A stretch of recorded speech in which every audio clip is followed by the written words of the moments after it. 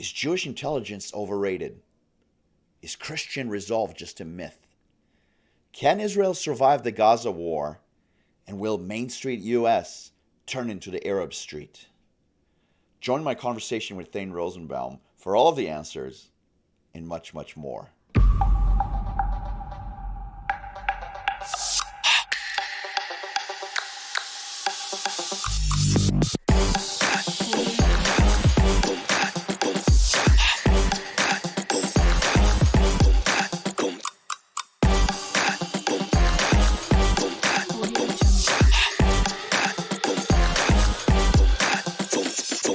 Dear friends, a couple of days ago, there was a Christmas tree lighting ceremony in New York City. It's a very beautiful event that happens every year, and it symbolizes the birth of Jesus and the beginning of the holiday season here in America. A week previous to that event, an online call went out to hundreds of thousands of third world Muslims who live here, and to Antifa and to BLM to disrupt this celebration, which at this point is as American as apple pie. It's become so American that even Jews and non-religious people look forward to it. And then when that special evening arrived, those terror-supporting Muslims and their America-hating lefty buddies, they didn't disappoint. They did exactly what they promised they would do. They showed up in their filthy Arab garb and their anti-American signs and their anti-Semitic slogans and their violence and their vandalism. I don't know if you know this, but there are over 220 million Christians living in America. 220 million Christians and about 3 million Muslims. Now, out of those 220 million Christians, not even 10 real men decided to come out there and stand up to those Muslim lowlifes who spit in the face of everything this country stands for. Not even 10 men showed up. Where were all these tough-talking gold crucifix-wearing Italians and Irish and Puerto Ricans and blacks? Why didn't they stand up for their religion? Why didn't they stand up for their culture? What happened to American men? Ladies and gentlemen, welcome to the AJ Steele Show. If you think that I'm in rare form today, you're absolutely right. In today's episode, we have an interview with a brilliant man who doesn't mince words either, and he has paid a very stiff professional price for those words. He is an esteemed law professor and media personality, and his name is Thane Rosenbaum. And believe me when I tell you that you don't want to miss what he had to say about Jews and Christians, and yes, about those Muslims and the danger that they pose to the long-term survival of our nation. But he also gave me his thoughts about Obama and about the college professors who are teaching our kids. I shouldn't say teaching, I should say indoctrinating our kids. And he even talked a little bit about being a plaintiff in a new lawsuit against UC Berkeley, or Berkeley, as we call it here in the Bay Area. But before we get to the good professor, I wanted to say some personal things which may sound hokey and overly sentimental to you. Maybe it's just the fact that Thanksgiving came and went and most of my kids flew back to college, or maybe it's just the glumness of winter. But like it or not, my words come from the heart. Look, I know that today's world can be a very dark place, and I know that good news can be very hard to come by. But sometimes, even in the deepest moments of despair, we find little sparks of light and hope. And to me, these sparks come when I see everyday heroes everywhere I look, men and women who take it upon themselves to set this world right, regardless of any consequence. Last month, I was visiting my Hawaii home just to get away from all the craziness out here in California, and I ended up doing some unexpected renovations. Our washer-dryer leaked, and the entire wood floor was destroyed. You don't want to ask, but getting back to my story, my wife, my 18-year-old son, and I were starving for some calories, and we're driving around with a truck full of wood flooring looking for some junk food to eat, and we just happened to get lost in an industrial area of Hawaii. And yes, Hawaii does have industrial areas. It's not all rainbows and surfing and Mai Tais. Anyway, we found ourselves driving in a very modest neighborhood when all of a sudden my son yells out, "Look, Dad, it's an Israeli flag." So naturally, I did a double take because California, where I live most of the year, and Hawaii, where I live part of the year, are both insanely progressive. And flying the Israeli flag despite the fact that 1,200 innocent Israelis were butchered by the Muslim so-called Palestinians, flying that flag of the Jewish people is tantamount to being a Nazi according to the left. And in many cases, showing any kind of support out here for Israel or for Jewish people leads to a lot of screaming and threats of violence from Muslim street thugs and their BLM buddies. But my son was right. The Israeli flag was fluttering proudly in those Hawaiian trade winds, right below a beautiful American flag, and right next to a very humble little church. The type of church that has those old corrugated metal roofs. The type of church that needs a new carpet and has old plastic chairs instead of pews. The kind of church where real Christians go to pray. Not a church where people go to see and be seen. The next morning happened to be Sunday, and we were flying home, so our time was very short. But I made sure to stop there and personally thank that brave pastor and his beautiful Hawaiian flock. I also gave him a donation, which he refused at first. He told me that he flew the flag because it was the right thing to do, not because he wanted any kind of a reward. The right thing to do. What a concept. You see, this pastor and his church are some of those sparks of hope that I told you about in the beginning of this show. But sometimes those sparks also come from our very own families. This Thanksgiving, Mrs. Steele and I were besides ourselves because all of our kids came from college and our eldest daughter flew in from Kansas along with our 3 grandkids. But her husband wasn't there. He wasn't able to make it to Thanksgiving this year. He was actually eating military rations somewhere in frozen Eastern Europe alongside all the troops that he commands. You see, men and women of our military, much like the brave Israeli soldiers defending their nation, are the reasons you and I are free to live out our lives and to speak our minds and to enjoy a Thanksgiving meal with our friends and family. And that's a truth that no lefty idiot America hater could ever change. And all of this brings me back to today's guest, Thane Rosenbaum.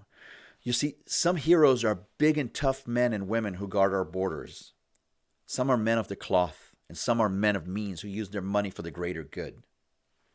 But some heroes, they happen to be folks who just speak up about things that we all know to be factual and logical and redeeming and truthful. And yet the rewards they get for saying those things are constant threats to their lives and being ostracized personally and professionally. This is a sad state of affairs here in America. This is a sad statement about free speech and free thought. And if we continue to ignore this growing totalitarianism and left-wing fascism in every facet of our lives, we may very well be making the single most fatal error in the history of our nation. But listeners always ask me, AJ, what can the little people do? Well, I'll tell you what you can do. You can speak your minds. Don't let the left bully you.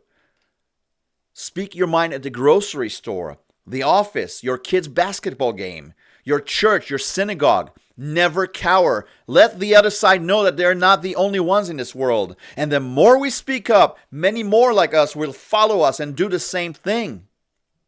Stop whispering that you're tired of Black Lives Matter and all the Muslim thugs in our streets.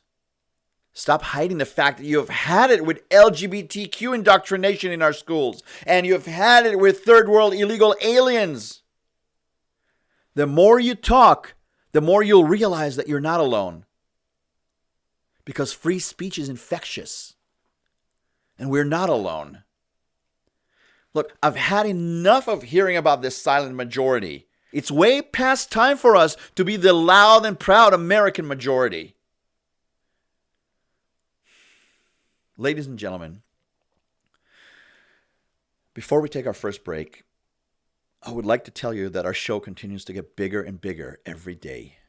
As a matter of fact, our Spotify and iTunes downloads grew by 261% over last year alone.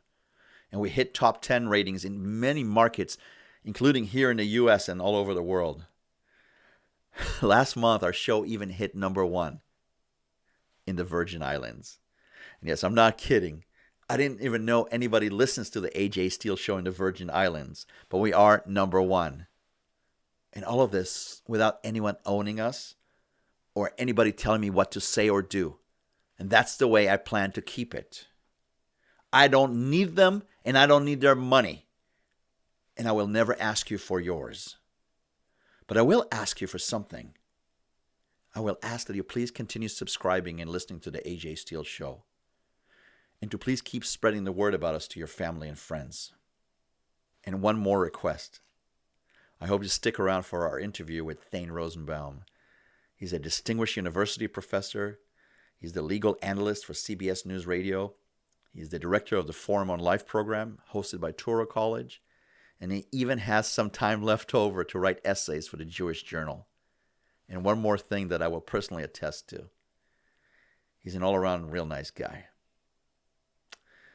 This is the AJ Steele Show, and we will be right back.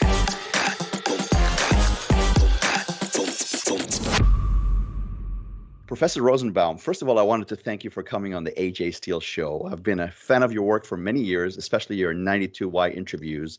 And I always find it refreshing to hear a Jewish thinker who still dares to call things the way they are, instead of bowing to the fascists on the left who do their best to subjugate us with their oppressive veneer of political correctness. Welcome to the AJ Steele Show. Good intro. Thanks, AJ. Thank you. A couple of weeks ago, Tucker Carlson said something controversial about October 7th, the massacre of 1,400 Jews in Israel. He said, and I quote, "I hated watching that, and I feel so sorry for the Israelis who were killed. However, there's an emotional response that is disproportionate on the part of some commentators." Now, I'm not here to attack Tucker, because even I had some non-Jewish family members who told me that they don't understand why I've been so depressed about this massacre, especially considering that I have a wonderful life here in San Francisco and none of my family members or friends in Israel were hurt. My question to you is, why is it that so many Jews have been so deeply affected by this war? Why is there such a deep sense of dread? Well, AJ, I think part of it is a kind of, expectation in the last 20 some odd years that Jews have reached the mainstream, that there may be anti-Semitism, but it's mostly latent and underneath the surface, that there doesn't appear to be any prohibitions from Jewish elevation in societies, no jobs restrictions, no country club restrictions. Just remember what's changed over the last number of decades. There were hotels in Florida that said no Jews, blacks, or dogs are allowed. Jews and blacks had this for many years, even in the post-war era. So the civil rights movement, of which Jews were very much a part, in a way also affected anti-Semitism. Ivy League schools, all of a sudden, it wasn't just African Americans, but Jews were more widely accepted. So, they had thought, I think, perhaps naively, that anti-Semitism was over, and that Jews are now, patriotic Americans who have made contributions to all walks of American culture, society, literature, journalism, law, medicine, sciences, and are appreciated for it. And that Jews can even take a Jewish joke, right? That's how much they had reached the mainstream. So I just think that what they've seen since October 7th, the grotesqueness of the killings, the programmist, that it resembled so much the stories that grandparents used to say about their villages in Ukraine, that, the idea, the bloodthirstiness in the bright light of day, early in the morning, that could, and also the barbarism, right? Beheadings of children, of infants, beheadings, mass rapes of teenage girls, and then, slicing them in half or slicing off their organs or their breasts. So there was just, I think, I would hope to think, or should have been, just a general response of shock by all decent, civilized people. But I think for Jews, what was shocking, that on October 8th, you started to hear people who were very casual about what happened, and that were not, openly condemning Hamas for monstrosities and atrocities, and that tried to reach a balance, in a world that now focuses on balance so much. that, of course, you hear the word all the time. There's a lot of nuance. There's a lot of complexity. Those are the words. Once you hear someone say nuance and complexity, you're talking, AJ, to a person that is unprepared to make moral distinctions. They're afraid to say right and wrong. And so I think Jews were shocked that they're even among progressives who they marched with, whether it's feminists or African Americans or gay rights, none of them were standing up for Jews and what happened in Israel. So I think that's the reaction. I don't think it's an overreaction. I think it makes sense given the shock of the event and I would just say the profound disappointment that people didn't respond to this in the way that they did to even the George Floyd murder. This was 1,200 people killed, 200 taken hostage. Some of them were Americans. How could university students or people on the streets of America be chanting in favor of Hamas or from the river to the sea, knowing that Americans were taken? Where was the patriotism in these mobs that gather outside of bridges and Thanksgiving Day parades? There's always been a double standard when it came to the Jews, and I think we lulled ourselves into a sense of security that never was there. My grandparents were Holocaust survivors. I know your parents were Holocaust survivors. We've heard these stories before, and I think that we're in an existential dilemma. I mean, I've been thinking that it might actually be over for the Jewish people. What are your thoughts on that? Is this a second Holocaust coming? So AJ, you know me. No one invites me to speak unless they're prepared for a dark cloud. I'm always the bearer of bad news. So I would have said this years ago if you had your podcast and I know that you have very devoted listeners and you're really good at this. If you had your show, if there was such a thing as podcast 10 years ago, I don't think there were, but if there was such a thing and AJ Steele had called me, I would have said to you, as I've been writing about for 10 years, has anyone taken a look at the Jews of France, Stockholm, London, Madrid, and Brussels? Mm-hmm. If you could, for 10 minutes, spend less time thinking about renovating your kitchen. I understand, Jews, you're really good at renovating kitchens in the United States. But once you get the marble picked out and the right tile, I get it. At some point, will you turn to your brothers and sisters in Europe, where the Holocaust actually happened, and where in France, all kinds of gruesome attacks were taking place? I've written about this many times. I could run through the list. It's like shocking what was happening. And no Jews, Jewish grandmothers, one was a Holocaust survivor, burned alive in her apartment, another thrown from her balcony, a boy, Ilan Halimi, tortured for 3 weeks and then burned. By the way, all these crimes were committed by Muslims, where Muslims have moved to Europe and have brought with them the Arab street, the Arab, bloodlust for Jews. And so I'm not surprised entirely by this. I would say that America, for all sorts of reasons, was insulated from it. But if you were in London and you were Jewish, you would say 10 years ago, I no longer wear a kippah and I no longer wear a Star of David. So I would share in your pessimism. I'm very pessimistic about where we're headed because the last several weeks, the shocking lack of outrage about what happened to Israelis and the sympathy for murderers. I mean, again, this isn't even about Palestinians. This is about Hamas. People are actually defending. They're afraid to, or they refuse to condemn the actions. If you can't condemn the actions of Hamas, you really must hate Jews.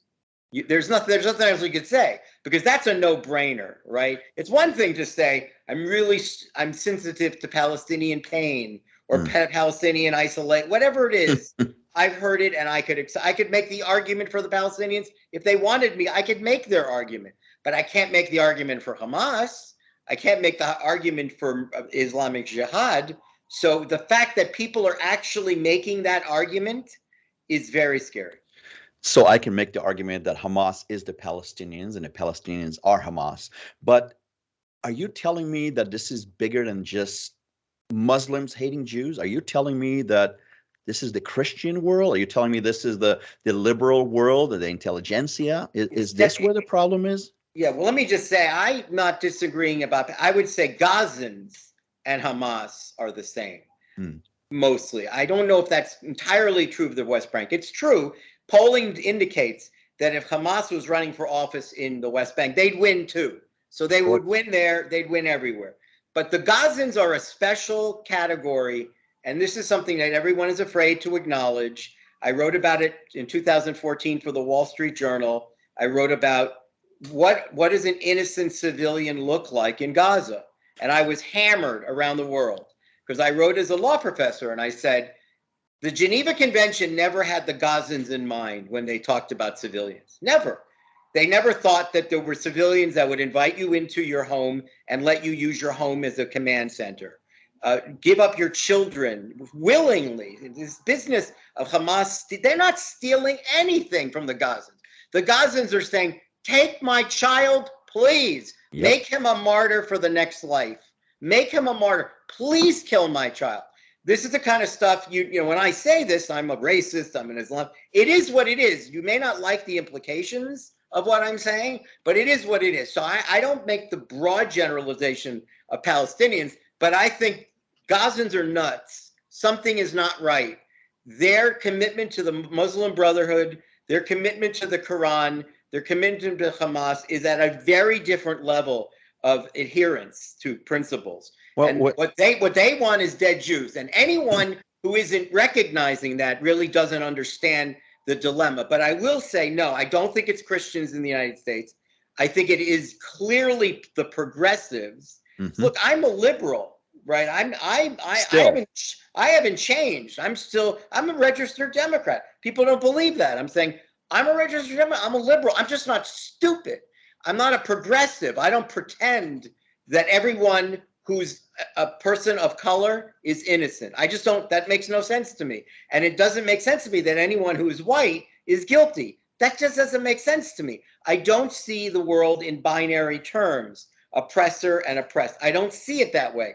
So I will say in universities where unfortunately I've spent most of my life, we've lost a generation or two to a bunch of Marxist low-life professors, people who really couldn't get a job anywhere else and shouldn't have had a job even at universities. Really low mentality, low character. I know too many of these people. They're nobodies. They're only somebodies because they have tenure. But without tenure, they're nobodies. And they're hateful. They hate America. They hate liberalism. They hate freedom. They hate anything that's white. And many of them are white, which means they hate themselves. They've devoted a career to self-hatred. So that is a very different category. And they are the ones standing beside Muslims in these large gatherings of protests that seem to be celebrating Hamas. It is mostly made of the progressive world, you know, whatever they look like, whether universities or outside of universities. Many of them are jobless, just lazy, just people of exceptionally low character. Who else would be cheering on the beheading of babies other than people of exceptionally low moral value? So I agree with everything you're saying, but I'll take an exception with one thing you said. You said that you're a registered Democrat. At what point can we still play in that game? Well, I'm a liberal, I'm a libertarian, I'm this and that. I disagree with everything the Democratic Party does, and yet I still vote Democrat. I hear that from a lot of Jews. No, but let me just say, those Jews are progressives. I'm a liberal. I'm an old school 19th century liberal. That has nothing to do with being a Democrat or Republican. What I am, I'm not an ideologue.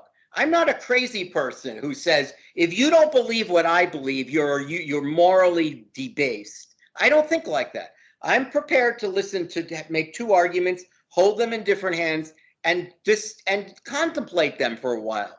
I wouldn't cancel people. I don't banish people. I'm a liberal. I'm open to ideas. So among registered Democrats, yes, I think you're right. That is a serious question that people like me, I'm thinking of just changing to being independent because I increasingly have nothing in common with my party, and my party has becoming increasingly anti-Semitic. So it's wrong, I think, for me to be calling myself a member of the Democratic Party. I have no qualms about saying that I'm a liberal, because I think a liberal is a compliment. A liberal is to say, I'm not a crazy person. I will not speak to you if you say something nice about Donald Trump. I won't. I won't say my children can't play with your children if you believe that America should be supporting Israel. I don't come from a world. I come from a world of open inquiry, open debate. I've written a book on free speech. I have very strong feelings about what the founding fathers intended with free speech, and we certainly don't have free speech anymore. Not in the public sphere, and certainly not on the college campus. I fully agree with you. I also believe in free speech. I'm not a liberal, but I do believe in a lot of liberal values, and that's how I live my life. I want to get back to the war in Israel, if you don't mind, and depression and heartache. And I'll preface it with the fact that I've always believed that Israel will be overrun by the Arabs sooner or later. I just never thought it would happen in my lifetime. What do you think about the state of the war over there in Gaza? To me, it seems that despite 50 years of bombing, 50 days of bombing, I should say, Israel is not really winning anything. Hamas is out there in the street in full force, displaying their colors, playing psychological games with the hostages and with the entire nation. And meanwhile, we have Biden and the Obama administration, they're interchangeable. They're basically forcing the Israelis to fight with their eyes closed and with one hand tied behind their back. Where do you see this thing going? Well, you're raising an important point. In 2014, again, that essay in the Wall Street Journal was very controversial, got a lot of attention, in which I basically said there's a difference between Gazan civilians and innocent civilians. I'm not sure they're innocent. I'm pretty sure some of them are civilians, but innocent is very different, very, very different. So again, I remember during that time, of course, Barack Obama, who again saw Israel as white people, who are essentially, guilty of being white and oppressive, and saw Palestinians as brown people that had to be, you can't say anything negative about a brown-skinned person. And remember, Obama, he didn't believe in American exceptionalism. He was laying down the path, and by the way, the progressives who believed they elected him felt betrayed by him, because they wanted him to be the president like now. Right. That's who they thought he would be. No. He couldn't do it at that time, but he was basically throughout those 8 years indicating who he really was. Yep. Who was he really? He just politically wasn't able to make the move. If Obama was president today, look out. It would have been just look out, because he's got the landscape that he loves. This landscape of America is not a force for good. It's a force for bad. White people are the cause of racism and oppression. Unfortunately, that's the progressives' creed. And I think that is the crew of people that follow Obama as a god, not as a former president, but as a god who they disappointed in because he didn't actually fulfill. And hey, by the way, I voted for Obama just to show I'm very intellectually honest. I'll be honest. I regret a lot of political things but I mean, I had more hope for him. I did, and especially the end with the failure of the United Nations to support Israel. What's the word? Not to. I think it was to veto. Not veto. Resolution 2334. Correct. That I thought that send off that he gave to Jews was really disgraceful. But I will say, there was a time where he did ask Netanyahu for a ceasefire. You can look this up. Within an hour of the ceasefire, a Hamas terrorist came through a tunnel and tried to kidnap an Israeli soldier. And because he was resisting, he killed the soldier and left. And I'll never forget what Netanyahu said at the time. And I'm surprised he hasn't said it now. I think he feels a little more vulnerable because of what happened. And this happened under his watch. But he said, are you ready for this? And it made, I will never again let it be told by someone, and he was referring to Obama, who's never served in the army, he just is not in, but he could not possibly be less qualified for commander-in-chief of anything, right? Never had a job, never served in the army, couldn't serve in the army, would have been terrible at it.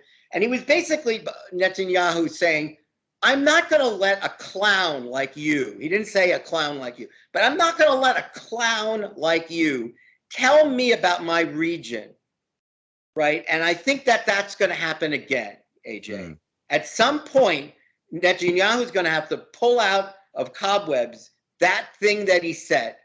He's going to say, Mr. President Biden, I am very grateful for the support that you've given and the military support and other sources of aid. I'm very grateful for so many of the things that we've said. But with respect, Mr. Biden, you don't have a clue what you're talking about. You don't know what this region is. You've never hung out with the people from Hamas. You know, remember, one of the reasons why Obama was such a sucker for the Iran deal is because he was so arrogant to think, if I can just sit down with the mullahs and they'd love me. I have a nice smile. I'll talk to them about college basketball. Surely the Ayatollahs know about college basketball. I know they follow. This is, to Obama, everyone was like, to him, every meeting was like a meeting of the University of Chicago faculty lounge, right? He saw them and, right, he didn't understand. He was not well-traveled. In my mind, not well-educated. I don't care where he went to school. He and I were at Columbia at the same time. None of us ever knew who he was. So I don't know what he was doing there, but no one from Columbia actually remembers him at that time. So I'm just saying, he's not read enough books in my mind about that region. He got very bad advice from the same people that are now working in the Biden State Department, like Blinken, like O'Malley, like Sullivan. Thank God one of them has lost his security clearance. But I'm saying there is a kind of mentality that, of course, you can negotiate. Of course, you can reason. Of course, and I'm saying my response to him today, again, I thought it was outrageous, and I loved what Netanyahu said about him at the time. But I was going to say, what is it about the beheading of 40 babies that you didn't understand? Yeah. What is it that you didn't see, Mr. Obama? What is it when you hear that, right? You have two daughters. That's what I would say. Mr. Former President, you actually have two daughters. What is it about the gang raping and tearing the vaginas and cutting off breasts of teenage girls? What is it about you as a father of two daughters doesn't seem to understand?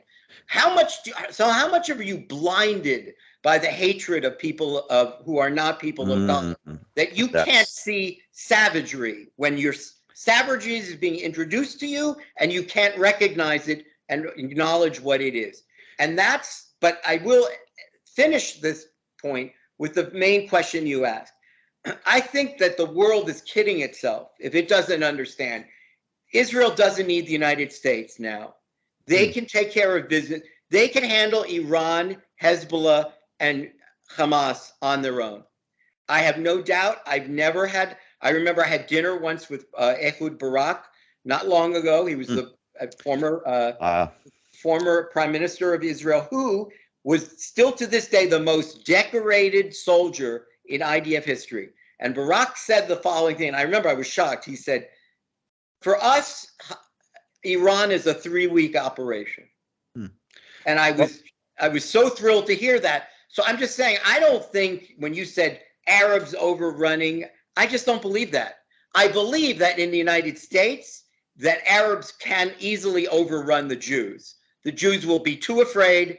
They'll be too progressive. They'll be too tied to the Democratic Party. They'll assume, let's just talk about college basketball. The American Jews will try to tell the Arab street when it erupts and burns American flags, they're going to do an Obama thing. Can't we just discuss college basketball? And they're not going to want to. They're going to want what they want, which is dead Jews. I have less confidence in the Jewish future of America than I have confidence in Israel's future in the world. Well, that's pretty scary, and not all Jews will just lay down and go to the gas chambers again. I can promise you that. Now, as far as then where are they? I want to know, where are they? Why is Deborah Messing the only actress in Hollywood that will speak? Why is it that Jon Voight, for decades now, Jon Voight, for God's sakes, how is he the only person in Hollywood that will speak up for Israel? Why? And I'll tell you who they are because I follow them. Mark Ruffalo, Vito Morganson, Selena Gomez, John Legend. I hope everyone's taking notes. Anti-Semites, all. Yeah, and I'll come with a John Cusack. I think there's a few more. Mm-hmm. Why are Jews buying tickets for their movies? Why is anyone downloading a Selena Gomez song? These people are Jew-hating, or they're either Jew-haters or imbeciles. There's a combination of both, perhaps. We saw Susan Sarandon finally receive some consequences. Angelina Jolie is now in that category. Why are there not Jews standing up against them? So when you say, believe me, we won't lay down, I don't see it. I'm sorry. I still know, for years have been saying to trustees from universities, stop writing checks to NYU and these other schools. They won't. They love to be a trustee. To be a trustee is so cool to them. So I'm sorry. I'm not sanguine. I look at them and I say, only now are we starting to see, remember Mark Rowan at University of Pennsylvania, Bill Ackman at Harvard, but this should have happened years ago. This anti-Semitism has been percolating and galvanized for years at many of these universities. You may not know this, but I am one of the plaintiffs in the lawsuit that was filed against Berkeley Law School 2 days ago. I just read about that, and I live about 30 minutes away from Berkeley. I'm very familiar. So I'm one of the 15 plaintiffs. I think I'm plaintiff number 12. So I'm just saying, but I've spoken at Berkeley. When I walked into the auditorium, people handed out flyers that said, Thane Rosenbaum believes in killing Palestinian children. When I got up to the podium, people were pounding on the desks. And I remembered saying, Berkeley is the birthplace of the free speech movement. Mm. Aren't you embarrassed that you actually are pounding on the desks? But isn't that the problem? We try to fight things with logic when sometimes we need to fight things with guns.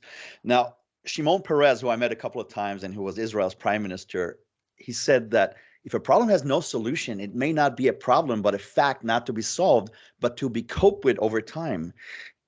That's what a lot of us are thinking.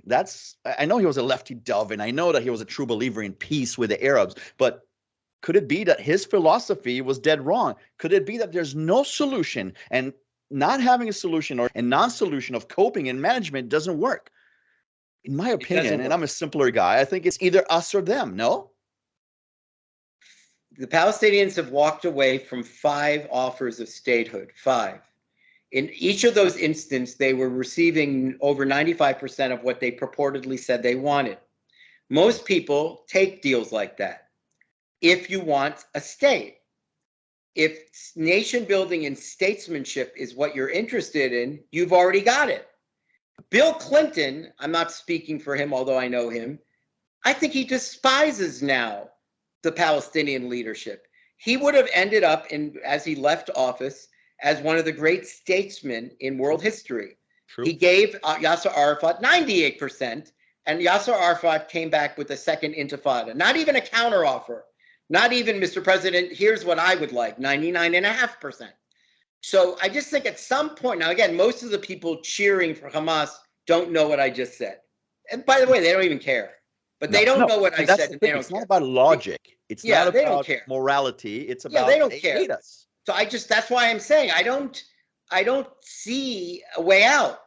You've got generations of Palestinian children that are still being taught from preschool to kill and hate Jews. So you've got a governmental administration, a Palestinian Authority, where the highest echelons are rewarded to people that were in Israeli prisons for committing acts of terror.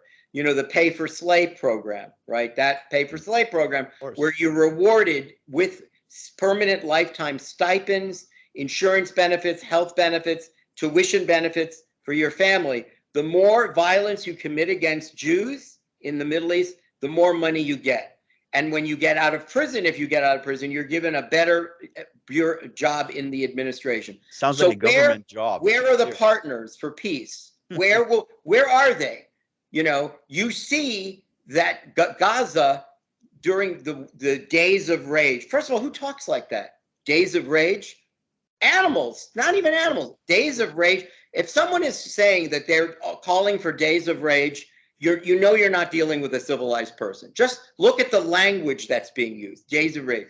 I remember when I was doing some for many years for I-24 Middle East as an analyst, I would say about the days of rage. Remember, they're having the Fridays where they would protest outside the security fence. Every day was a day of rage. They called it days of rage. Mm-hmm. So I remember reading once, and I said to the audience on I-24, I said, here's one of the leaders of Hamas who's insisting that the children take the day off from school to participate, which what then fly the kites with the fire at the back, burn tires, throw. If that's what you want your kids to do on Fridays, you can guarantee they will never win a Nobel Prize in chemistry. But they don't care. They don't want a Nobel Prize in chemistry. They want dead Jews. And if you just look at them honestly.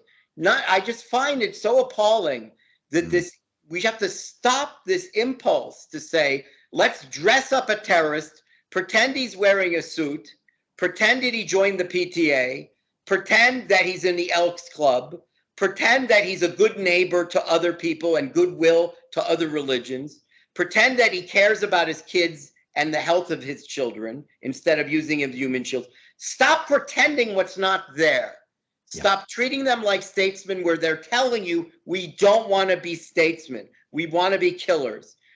If you're not going to wear a suit and you're always going to be wearing a keffiyeh around your head so we can't see your face, and you want to carry a machine gun and not a briefcase, your future is not a nation-building country. That's clearly not what, and I think Arafat knew that he was, in fact, an imbecile, a thug, and he didn't really want the job of running a country, a job of building universities, building hospitals. It's too hard. The Israelis, let me just end with one last thought here. People don't remember. The Balfour Declaration starts off with Israel having the West Bank, Gaza, and Jordan. Correct. It would have been a gigantic country. It would have been huge. Somewhere, as a concession during World War II, the British decided to give 60% of that away to Jordan to placate the Hashemite kingdom. Transjordan. At that point, if the Jews were the Palestinians, they would have started blowing themselves up. But Jews didn't do that. They said, no, it's not exactly what we want, but we'll take the 40%.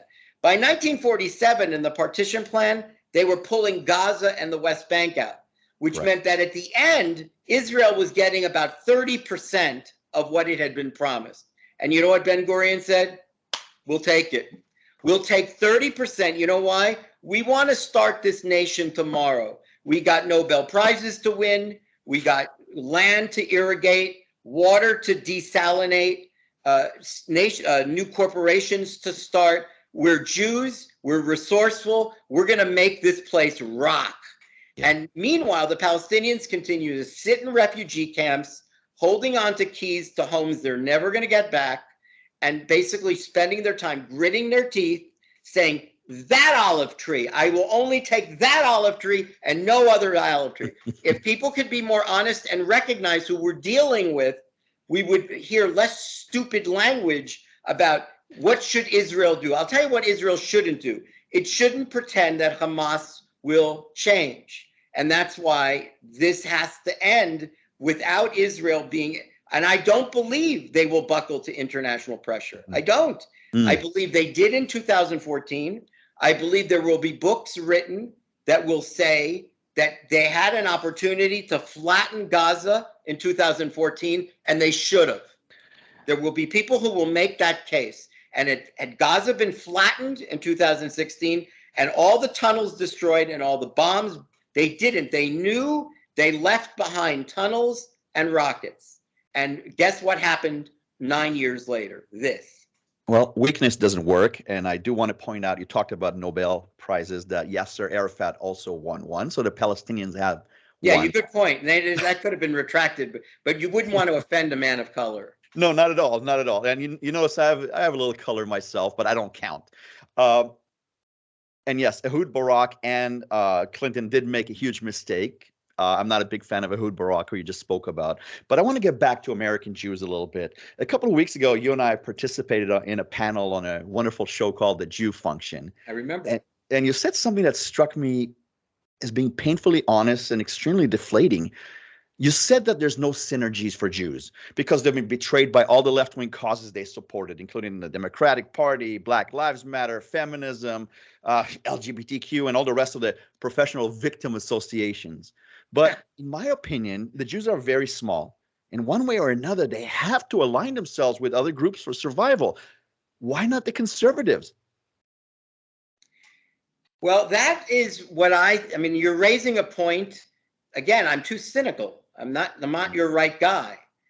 I actually think that if there was a mass exodus from the Democratic Party to moderate Republicans and adding to that evangelical Christians, if you can add, you now have a serious alliance. Yeah. You have a very serious alliance. Jews, the 80% of the Jews that used to donate to Democratic causes joining moderate Republicans. And I'm saying who would have been moderate? Like guys like McCain and Joe Lieberman, right? I'm just saying more moderate Republicans. It doesn't have to be on the extreme. I'm not a big McCain fan, but Lieberman did a mea culpa after he retired. That's for sure. So, right. So I'm saying I don't know whether Jews can do this because the problem is the problem with Jewish Americans, as I have seen it, I'm 63 years old, they want to sit at the cool table in the cafeteria. That's all they care about. Jews are unfortunately, too many of them are really shallow. And they really want to sit at the cool kids table. And the cool kids table will always be pro-green energy, pro-Palestinian, anti-white, anti-anything that is in this. I don't see the progressive movement going anywhere. I only see it getting larger. I only see AOC and her legion getting more powerful. I wish it were not true. So I don't know where Democrats Jewish will go. But I do think that if they did leave, that would create a very different balance of power. And I think it would put Jews in a very different position because they have discovered, as you pointed out, that what they perceived as hardened alliances that they could rely upon, they were betrayed. Yep. Betrayed by the gay community, betrayed by feminism, betrayed by the civil rights movement, betrayed. Everywhere they've been betrayed, and you'll have what I call the stupid Jew factor, which is very, Jews being smart they're very overrated. I agree. Jews get into dental school. That doesn't mean they're smart, or law school. Anyone can get into law school. But people who are gay, that are marching for the pro-Palestinian side, women are marching for the pro-Hamas side. If you're Jewish and you're screaming from the river to the sea, you should be wearing a sign that says, just shoot me, I'm really stupid. But unfortunately, all throughout campuses and all throughout cities like San Francisco and Brooklyn, where I live, believe me, I'm surrounded here by Brooklyn by a lot of Jews that want to sit at the cool table. And the cool table means you have to block the Christmas tree lighting and the Thanksgiving Day parade and glue yourself, with your Arab brothers to hate those Israeli murderers and genocide inflictors. There's definitely some schizophrenia here in our people, for sure, and perhaps a self-loathing or a self-hatred. Professor, we covered a lot of topics, but we seem to have neglected the bigger picture. And the picture involves the nonstop violent protests of Arabs and their lefty buddies here in the US and Europe. They've gone way past pure anti-Semitism and just criticizing Israel. They are now calling for the destruction of America and Christianity. How do you see this playing out? So I hinted, I think, earlier in our talk, and I've written about it in my column, and I'm going to write more about it in this week for the Jewish Journal. But I've mentioned this. America was not used to what's called the Arab Street. We didn't know what that was. The Arab Street was very familiar in North Africa, the Persian Gulf, and Middle East. and became very familiar in Paris. Oh my God, the Parisians know I know. London, they know it. They know it. Americans, again, because they didn't even know what was happening to their religiousness in Europe, didn't really understand the Arab street. And we have, in the last 2 weeks, it's very new, AJ, and I think you recognize this. America is being introduced to the first time to the Arab street. And what's the Arab street? It's something that we don't expect any other people to do. Death to America, death to Israel, death to British novelists, death to Danish cartoonists, death to the Pope, death, death, death. Who talks like that? Who allows people to talk like that, right? Only Arabs are given this license, permission. Death, death, death, death. Beheadings and death. This is your contribution to humanity. So, and again, we don't see the quote moderate Arabs or moderate Muslims. They should be saying, we will not allow you to do this to our country in America. I'm wondering what's being said in mosques. Why are not religious figures in Islam in America not saying, we cannot let the Americans see the Arab street. We can't show them the Arabs. The Arab street is very ugly, and it's big, and it's murderous and violent, and it makes us look like savages. I want to know, where are the Muslim professors that are not on television saying, as a Muslim, I'm embarrassed of my people. We should not be behaving this way. We do behave this way in Cairo and in Tehran and Amman and in Ramallah. Yeah, that's what we do. Unfortunately, too many Arabs, Muslims do this. But we will not allow that to take place here. Death, death, death. So I don't know. All I know is I'm a longtime human rights law professor. I've written many books and articles on the Constitution. I believe that there is no First Amendment right for these protests. And I'm in the minority. But my last book, Saving Free Speech from Itself, if anyone reads it, they will see that I would say the founding fathers had no interest in this. This is not what they had in mind. And there are doctrines, the Fighting Words Doctrine, the True Threats Doctrine. There are legal doctrines that are tools that could be used to shut this down and arrest anyone. The next person that says river to the sea, we take you straight to jail, and there's no bail. We take you straight to jail because you are attempting to incite a riot, an imminent riot. You are causing a true denial of another person's right to citizenship, right? And so I'm just saying, I don't know. All I'm saying is what's happening here. That's what's happening here. The vast majority of the people that are screaming are people who are Muslims and Arabs, and they have introduced the look of the Arab street to America, and America needs to recognize that this fight against Israel is a fight against the West. It's much bigger than Israel. Israel is small potatoes. They are interested in dismantling Western values, Western culture, Western civilization, the ideas of the Enlightenment. They are in love with the 12th century, and they want us all back there with a new caliphate. Again, what I just said to you is considered racist. It's considered Islamophobic. It doesn't make a difference to me because I know it's not.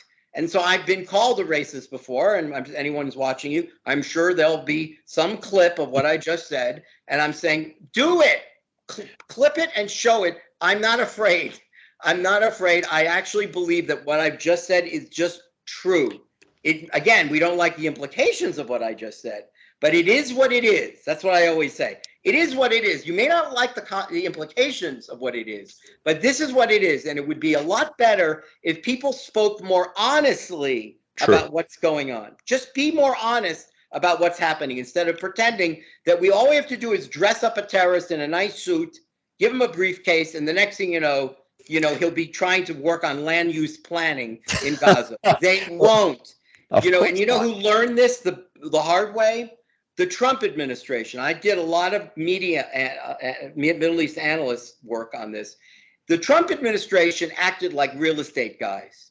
Their position is, If we invest $50 billion in Gaza and West Bank and build freeways between them, we will make the Palestinians the second richest Arabs in the world, right behind the sheiks, oil sheiks.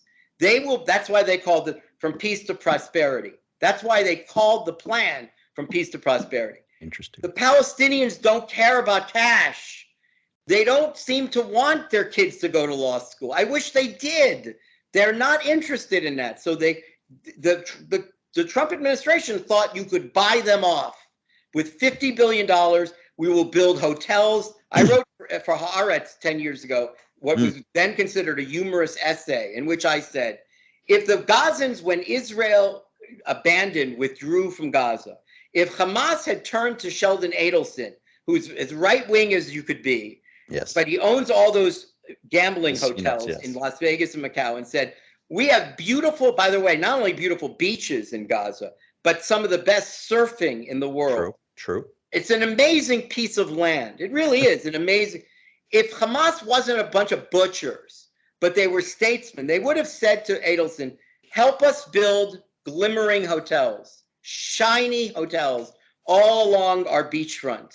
Help us, show us what to do, and we will have this group. Nothing stopped Hamas from doing it. So when I hear the word occupation from a bunch of ignorant kids, and they don't understand that Gaza could have been Singapore, it could have been Macau, nothing stopped it, right? That's why we have to stop pretending and recognize who we're dealing with.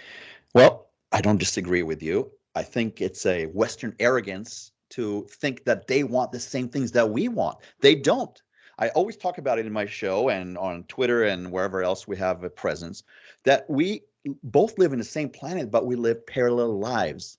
And there's no true intersection. It just can't happen because they want different things than us. And the moment we realize that, the moment we stop being so arrogant and dress them up in suits, like you said, is the moment we'll know that there's nothing here. Let them live in their place. Let us live in our place. No intersection. Also, as far as bringing Intifada to America, you said that it's a recent thing, the Arab Street. I'd like to tell you back in the 90s when I went to school, I got my bachelor's degree in SF State. Those things were happening even then in the early 90s, and those professors there were exactly I understand. Today.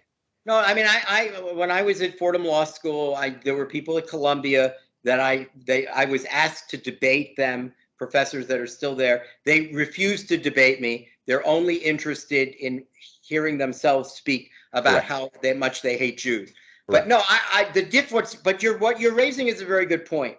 The Arab Street sort of existed, certainly in the California state system for sure, and it existed in several of the important East Atlantic coast. Important, yes. Important. But I will say, I look, I'm often wrong, AJ. I admit, I remember in Israel lecturing many times and saying, it's confined to the university, it'll never leave. I said, you'll never see it outside. It'll never be adopted or co-opted outside. It never occurred to me that the New York Times would hire people like that and let them decide what the paper should do. It never occurred to me that Disney would be intimidated by people that wear the Goofy costume. Why would anyone listen to someone who's wearing it? I have nothing against Goofy. I'm just saying that why do you care what the people selling hot dogs at the theme park think? They just went to college. They're really, really stupid and uneducated. And maybe over time they will figure it out. But for you to be threatened that they're going to walk out, I would have said to the New York Times when the people threatened that either withdraw the Tom Cotton op-ed or we resign, I would have said, don't come back. True. Don't come back. We don't want you. You don't understand what a newspaper is. Clearly, you missed that day in class in journalism. You don't know what we do. This is the opinion page of the New York Times. There are riots related to Black Lives Matter. Some of those riots are very violent, and Tom Cotton has the right as a U.S. Senator to raise a question. Can we invoke the Insurrection Act and bring out the National Guard? That doesn't make him a racist. It makes him a guy that says we shouldn't have rioting in major cities. We shouldn't have rioting. Of course. The fact that the New York Times had to apologize for the op-ed, and by the way, that's why Barry Weiss left. They unloaded that whole staff. I remember. That's where that all happened. So I'm saying, if you would have said to me, this stupidity that AJ saw in college was never going to leave college, but I was wrong. It graduated, and it went to corporations, it went to museums, it went to nonprofit foundations, it went to publishing, went to newspapers, and now we are infected by it. I can't tell you how many girls in college that I knew out there protesting back then looked just like AOC and Rashida. I knew all those girls. They want to get laid and they want to get high, okay, in college. Now they're running the country. Yeah. Well, you also, I don't know whether you looked at them also and said, I can imagine them being future congresspersons. Never. I mean, I don't think you did. We laughed at them. I remember walking by them and laughing at them because they were so ridiculous. Now they're running the country. They're in charge.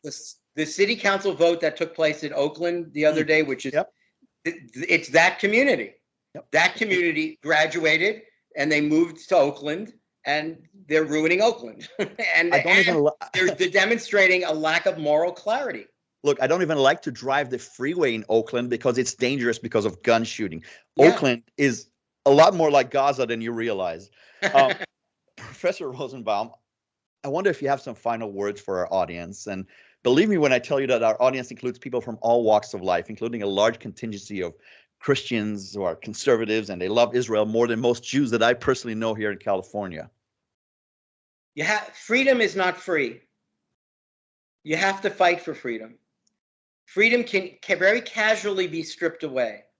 And if you're casual in watching it being stripped away, then you're complicit in, the lack of freedom for everyone, that we will all lose the basic foundational values of the Enlightenment and liberal culture and what the founding fathers of this country sought to achieve in separating from Britain. And so what bothers me is the same kind of complacency that I thought Jews and everyone else were told in the 1990s when the Holocaust was hot, meaning Schindler's List. Never again, yes. Never again. The museum in Washington, all kinds of JCC memorials for Yom HaShoah and for Kristallnacht. That's done. No one does that anymore. No one does. Very few cities. In the 90s, I was flying around the country every year for Yom HaShoah and Kristallnacht, speaking at universities, at synagogues, JCCs, federations. No one really does that anymore. But I thought that never again meant something. And what I'm saying is, if you look at the passiveness, not just of Jews, but everyone, the casualness with which they step back and go, what can I do? Who am I to interfere? It's the same language of the bystander. It's the language. The bystander is always the majority. That's the irony. The bystander doesn't understand that he or she has all the power in the world. The bystander is deluded by the people shouting the loudest, right? With angry teeth, like we see on. They're just clowns. They're nobodies. Uneducated nobodies, and they should not be treated as something that's important. But the bystanders, for the most part, again, Jews and non-Jews, be very careful how casual you are, because the people of Iran, women, feminists of Iran, overnight were wearing hijabs and have not stopped wearing hijabs and were be subject to husband beating them at night, and knowing that there was no remedy for that. I have friends from Iran. I've had many students from Iran that finally made it to America, moved to Los Angeles, went to law school on the East Coast. I know a lot. I know a lot about this. Everyone is surprised at how fast it goes, how quickly the rights of Berlin Jews were taken away. And so to be casual and to not recognize that freedom is not free, that it must be fought for, and it doesn't necessarily mean you carry a gun. You might need a gun, but you might not need a gun. But if you're not standing up for more with moral judgment and moral clarity, and saying, I'm not accepting moral relativism, I am a reasonable person, and I'm able to recognize right from wrong. This is right and this is wrong, and I'm happy to say this is wrong, right? And I just think that is what we're afraid to do. We're afraid to come out and say, well, it's too complicated, there's too much nuance.